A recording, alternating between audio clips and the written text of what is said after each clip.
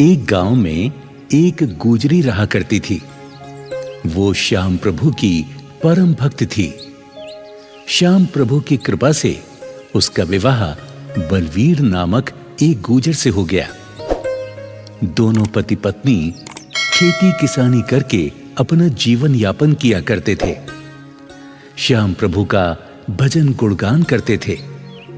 वो हर साल फागुन के मेले में पैदल यात्रा करके खाटू धाम जाकर श्याम प्रभु को निशान चढ़ाते थे। लड्डू, चूरमा और माखन मिश्री का भोग लगाकर वरदान मांगते थे। हे श्याम प्रभु, आप तो अंतर्यामी हैं, मेरे मन की बात जानते हैं। मैं निसंतान हूं, आप मेरे घर में एक फूल खिला दें। बड़ी कृपा होगी भगवान, बड़ी कृपा होगी। एक बार जब दोनों पति पत्नी खाटू धाम से अपने गांव वापस आए तो अचानक पति बीमार हो गया। गुजरी बेचारी बहुत गरीब थी। वो उसका ठीक से इलाज भी नहीं करा पा रही थी। वो श्याम प्रभु से अर्जी लगाती थी। हे श्याम प्रभु, मेरे पति को शीघ्र ही स्वस्थ कर दो। इनके सिवा मेरा इस गांव में कोई सहारा नहीं है। लेकिन गुजरी को क्या पता कि उसके पति की आयु विधाता ने इतनी ही लिखी है। चारपाई पर पड़ा हुआ वो अपनी पत्नी से बोला,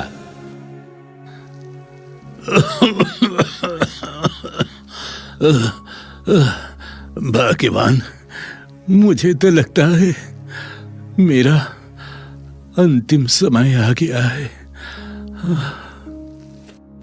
हमने श्याम प्रभु से बहुत प्रार्थना की कि हमारे घर में भी एक फूल खिल जाए, तेरी गोद भर जाए, लेकिन प्रभु को कुछ और ही मंजूर है।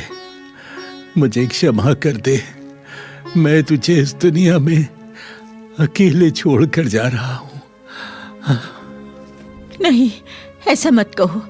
देखो, तुम ठीक हो जाओगे। श्याम प्रभु तुम्हारी रक्षा करेंगे। हाँ, तुम बिल्कुल ठीक हो जाओगे। परंतु विधाता को वो मंजूर नहीं था। गुजर की मृत्यु हो जाती है। अब गुजरी अकेली रह जाती है। परंतु फागुन में श्याम प्रभु के दर्शन के लिए वो हर साल पैदल खाटू धाम जाती रही। एक बार जब वो खाटू धाम जा रही थी तो उसे बियाबान जंगल में एक नन्हा सा बालक रोता हुआ मिला। उसे देखकर गुजर ने चारों ओर देखा, पर बालक के पास उसे कोई नजर नहीं आया। गुजरी ने सोचा, ये मेरी श्याम प्रभु की ही इच्छा है। जो इतना सुंदर बच्चा मुझे मिला है, मैं इसका पालन पोषण करूंगी। गुजरी ने उस बालक को श्याम प्रभु का वरदान समझकर उठा लिया और उस बालक को लेकर अपने गांव चली आई। जब गांव आई तो लोग पूछने लगे कि ये बालक तुम्हें कहां से मिला? तो गुजरी बोली, ये मेरे श्याम प्रभु का ही आशीर्वाद है। ये बालक मुझे खाटू धाम के रास्ते में मिला है। मैं इसे श्याम प्रभु का वरदान समझकर लाई हूँ। अब ये मेरा बालक है, मैं इसका पालन पोषण करूंगी। हाँ, इस बेचारी का तो कोई सहारा ही नहीं। श्याम बाबा ने शायद इसीलिए इसको ये बालक दिया है। जय हो खाटू श्याम बाबा की, जय हो, जय हो। गुजरी उस बालक को बड़े लाड प्यार से पालने लगी। धीरे धीरे बालक 10 बरस का हो गया। हर साल पहले की तरह गुजरी बालक को लेकर फागुन मेले में श्याम प्रभु के दर्शन करने जाती रही। एक समय गुजरी बहुत बीमार हो गई तो वो श्याम बाबा से हाथ जोड़कर प्रार्थना करने लगी, हे श्याम प्रभु, मैं हर साल तुम्हारे दर्शन को पैदल पैदल जाती थी, मगर आज मैं विवश हूं। मैं बीमार पड़ी हूं, लाचार हूं, चल फिर नहीं सकती। मुझे क्षमा करो प्रभु, मुझे क्षमा करो। मैं कैसे तुम्हारे मेले में आऊं? मुझे क्षमा करो प्रभु। माँ, तुम क्यों रो रही हो? मैं बड़ा हो जाऊंगा तो तुम्हारा इलाज शहर के किसी बड़े डॉक्टर से करवाऊंगा। तुम रो मत माँ। बेटा, मैं अपनी बीमारी से नहीं डरती। मुझे मौत का कोई भय नहीं।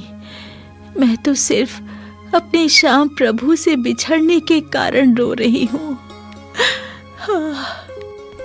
तुम चिंता मत करो माँ, श्याम बाबा हमें जरूर फागुन मेले में बुलाएंगे।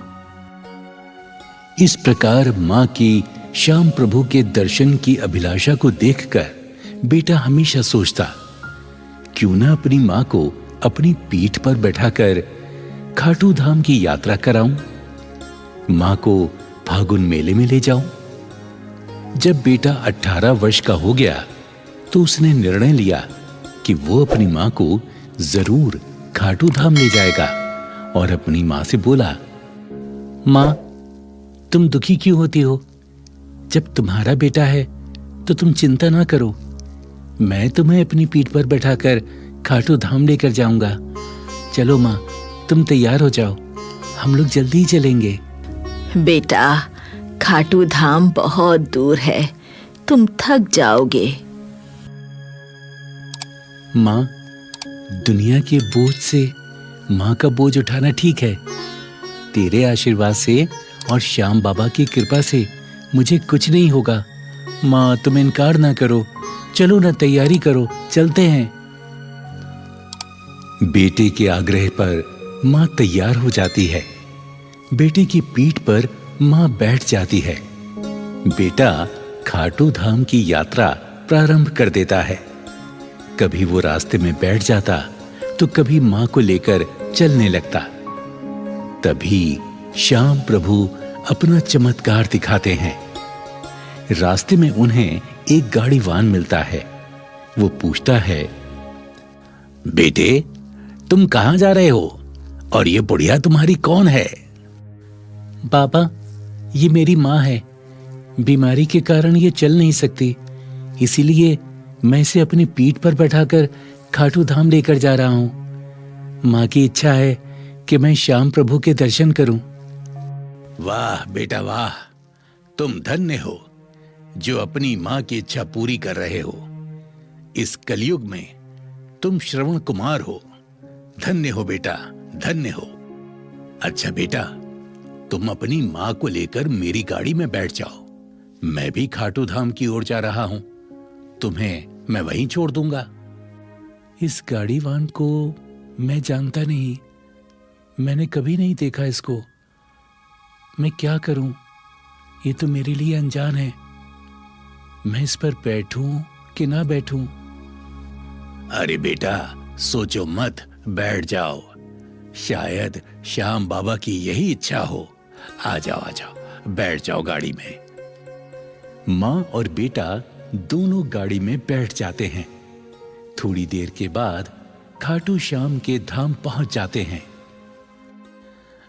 लो बेटा, ये आ गया श्याम बाबा का दरबार। अब आप लोग बाबा के दर्शन करो, मैं चलता हूं। मुझे जरूरी काम से कहीं जाना है। धन्यवाद बाबा, आपका बहुत बहुत धन्यवाद। गुजरी और उसका बेटा वहां उतर जाते हैं। जैसे ही पलटकर देखते हैं, गाड़ीवान अदृश्य हो जाता है। हाँ, मां, वो गाड़ीवान कहां चला गया? आपने देखा? अभी अभी तो उसने हमें यहां उतारा है। कहां चला गया वो? बेटा, ये मेरे श्याम प्रभु की लीला है।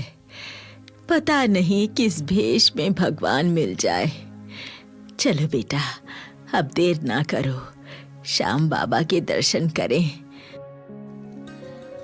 धीरे धीरे रात होने लगी। मां और बेटे मंदिर के पास ही सो गए।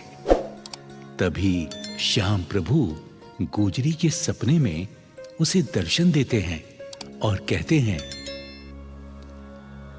हे देवी, तुमने कहा था कि आप मेरी सहायता क्यों नहीं करते?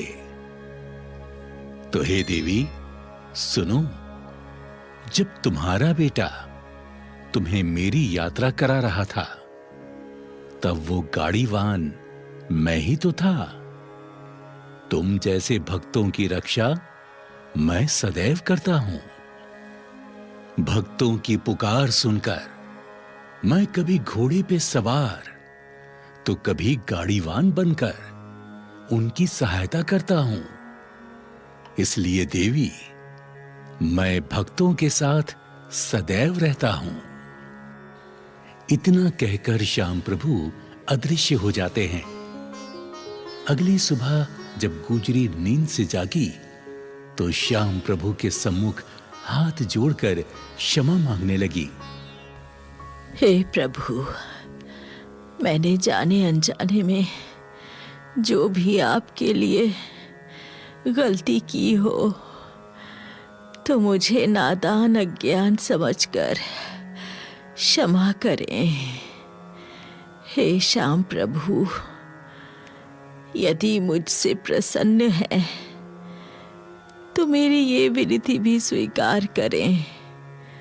हे नाथ, मैं आपसे कभी बिछड़ना नहीं चाहती, इसलिए मुझे हमेशा हमेशा के लिए अपने चरणों में ही स्थान दे दीजिए, ताकि सदा सदा आपके चरणों में ही वास करूं, मैं आपकी सेवा करूं, आपकी सेवा से कभी दूर ना रहूं।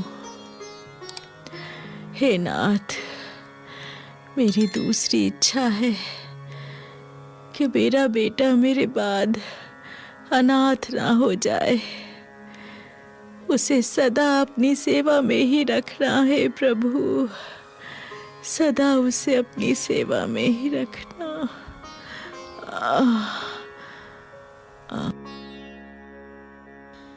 इस प्रकार गुजरी ने श्याम बाबा से अरदास की।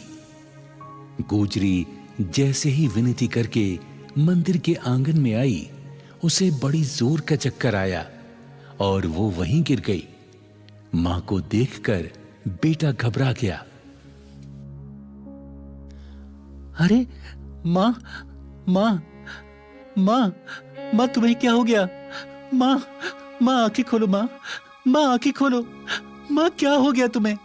मां आंखें खोलो ना, मां आंखें खोलो, मां आंखें खोलो, मां क्या हो गया तुम्हें? मां। बेटे का विलाप सुनकर वहां कई लोग इकट्ठे हो गए। पुजारी ने हाथ पकड़कर नब्ज देखी तो वो सन्न रह गया। बोला, बेटा, अब तुम्हारी मां इस दुनिया में नहीं। शायद श्याम प्रभु की यही इच्छा थी। परंतु पुजारी जी, अब मैं क्या करूं? मैं तो असहाय हो गया हूं। मैं मां का अंतिम संस्कार कैसे करूंगा? बताइए, कैसे करूंगा मैं? बच्चा, तुम चिंता मत करो, हम चिता की तैयारी करते हैं। हाँ, हम सब मिलकर तुम्हारी माता का अंतिम संस्कार कराएंगे। नहीं, इस देवी को अग्नि नहीं दी जाएगी। ये श्याम बाबा की भक्तिन है, इसे समाधि में ही स्थान दिया जाएगा। वहां उपस्थित सभी लोगों ने उसकी बात मान ली और खाटू धाम से कुछ ही दूरी पर उसकी माता की समाधि स्थल बना दिया गया। वो गुजरी सदा सदा के लिए अमर हो गई। वो आज भी श्याम बाबा की सेवा में लीन है। बाबा, बाबा, मेरा अब कोई नहीं। आप तो हारे के सहारे हैं बाबा। मुझे भी सहारा दो, ताकि आपके धाम पर ही रहकर मैं सदा आपकी सेवा करता रहूं, सदा आपकी सेवा करता रहूं बाबा। और इस प्रकार वो बालक जो अपनी मां से बिछड़ गया था, वो श्याम प्रभु के वरदान से उस गुजरी को प्राप्त हुआ और खाटू श्याम का परम भक्त और श्याम बाबा का पुजारी बना। इससे यही प्रेरणा मिलती है कि श्याम प्रभु हारे के सहारे हैं। वो अपने भक्तों का हमेशा ध्यान रखते हैं। जय श्री खाटू श्याम की, जय हारे के सहारे की।